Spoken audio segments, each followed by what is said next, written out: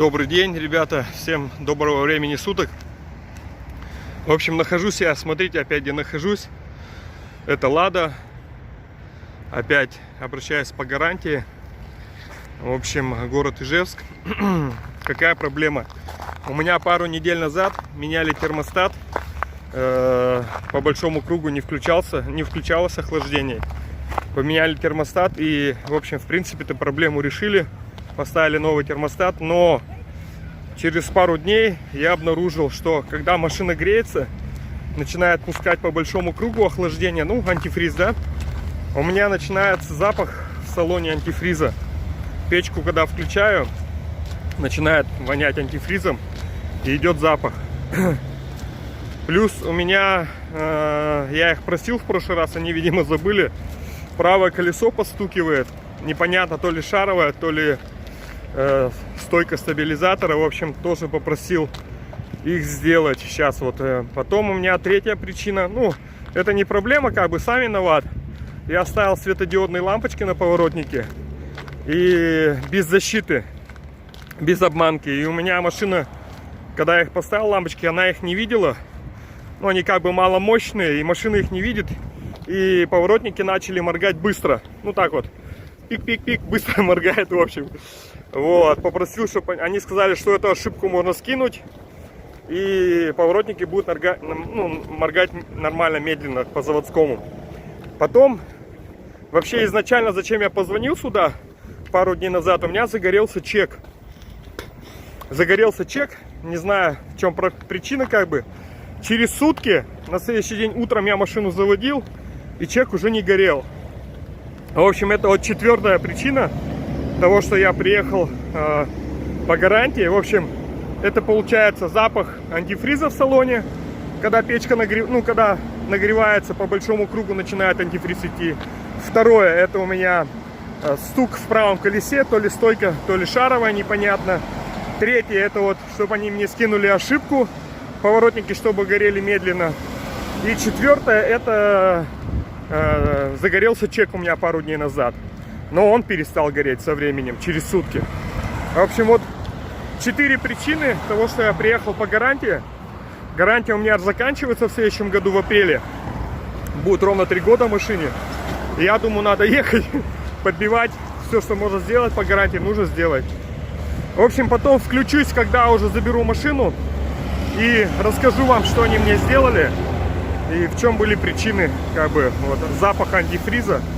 И, в общем, и что за ошибка была, что за чек горел. Тоже вам скажу и все расскажу. Ну, в общем, подписывайтесь на канал, не переключайтесь. Для вас это будет секунда, а для меня, может, это полдня пройдет. Так что вот так. Иду на троллейбус, на остановку, поеду домой на общественном транспорте. Ну, все, всем хорошего. У нас сегодня -6. Такая хорошенькая погода. Ну, дороги сырые. Сыпят соль непонятную. В общем, вот так вот. Ну все, всем хорошего. Смотрите дальше, что будет. О, продолжение следует, ребята. В общем, забрал же я вчера машину, но забыл заснять вам ролик до конца, чтобы рассказать вам, что там было. В общем, сейчас еду, он с Воткинска ездил. Тараканов морить в Воткинск. В общем, что там было? По шуму в правом колесе, в общем, оказалось, это стойка. И в чем весь прикол?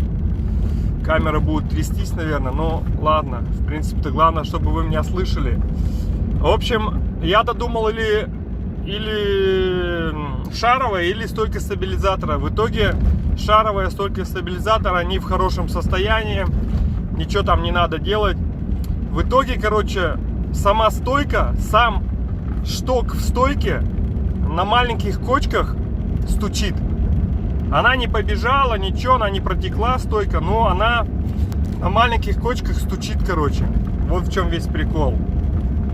Потом, получается, по поводу ошибки.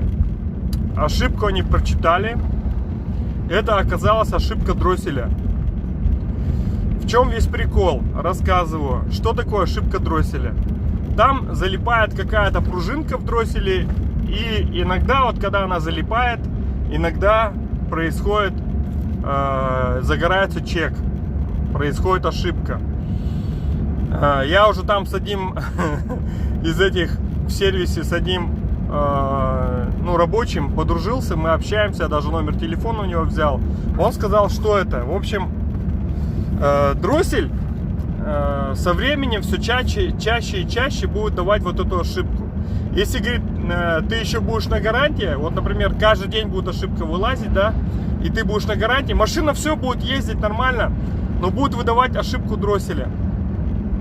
И если ты, говорит, будешь на гарантии, мы тебе по гарантии ее поменяем, дроссель. Так что у меня до апреля месяца есть еще время, ну, не знаю, сломается, нет, потом, если что, сам сделаю. Не знаю, сколько стоит дроссель, скорее всего, наверное, не дешево он стоит.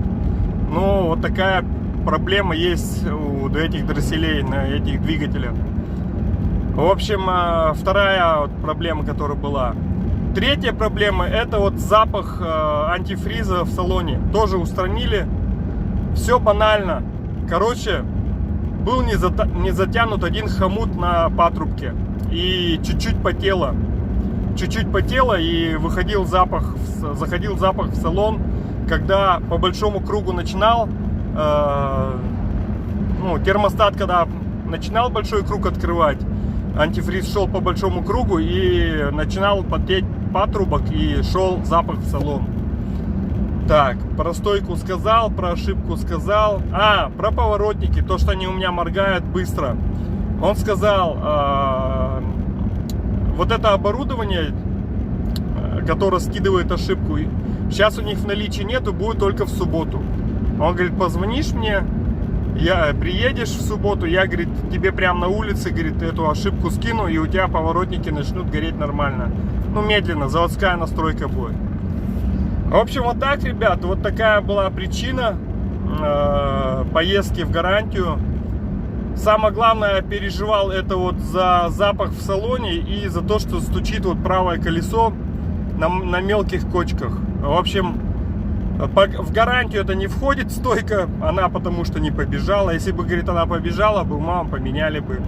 В общем, это не гарантийный случай. Вот так вот. Вот такие пироги, ребята. Вот такие вот наши машины, в принципе-то. Вроде особо не напрягают, но все равно по мелочи что-то начинает сыпаться. Пробег 70 тысяч, и вот начинается вот всякий такой геморрой. Дроссель, ходовка начинает подходить.